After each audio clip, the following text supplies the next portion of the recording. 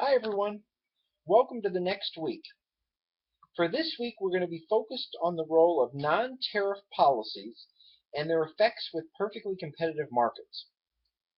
What you're going to be noticing this week is the market structure of perfect competition, which is characterized by having many firms that sell identical products, and given that the products that they sell are identical, they have very low barriers to entry and exit. Firms in this market structure are going to be forced to take the market price, which will create a lot of issues. When they're forced to take the market price, they can't differentiate themselves.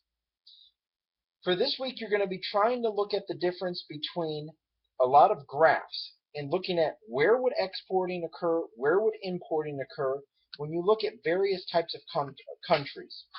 You're going to need to be focusing on the consumer producer surplus and rents as well. It's important to make sure that you can understand from the graph the domestic price and the world price and what would be established at that price level. For this week, we're reading chapter 5, and you have quiz number 5.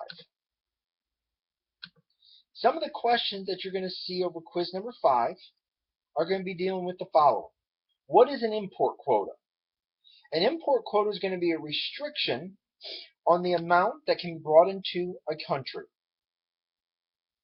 A non-tariff barrier. What does it not include? Non-tariff barriers. Next question. Voluntary export restraints. What is a VER?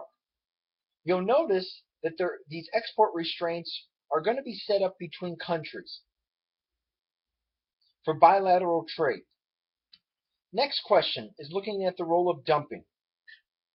And looking at dumping and what is dumping when we look at a country. Dumping is where a country is going to sell their goods below the actual price of the product to produce them, which logically doesn't make sense because a country wouldn't go into business to do that, but the reason why they do it is to gain market share. Next question. When the persistent dumping occurs, what is that called when we look at profit maximizing behavior with regard to elasticity? What is the deadweight loss of a tariff? Is the deadweight loss of a tariff greater or less than a quota? Next question is looking at, in 1933, we passed the Buy American Act. And what was the percentage that the advantage they had to domestic suppliers? What was that percentage to give to domestic suppliers? Next question is looking at anti-dumping regulations. And what does that involve with regard to a tariff?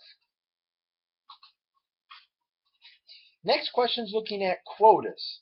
They're more restrictive than tariff, but what do they do with regard to competition? Do they help competition or do they hurt competition? Next question is looking at, in comparison to a tariff, quotas are better suited for what? What type of situation? So those are the types of questions that you're going to get today, on the quiz. If you have any questions, let me know, but I look forward to your effort this week.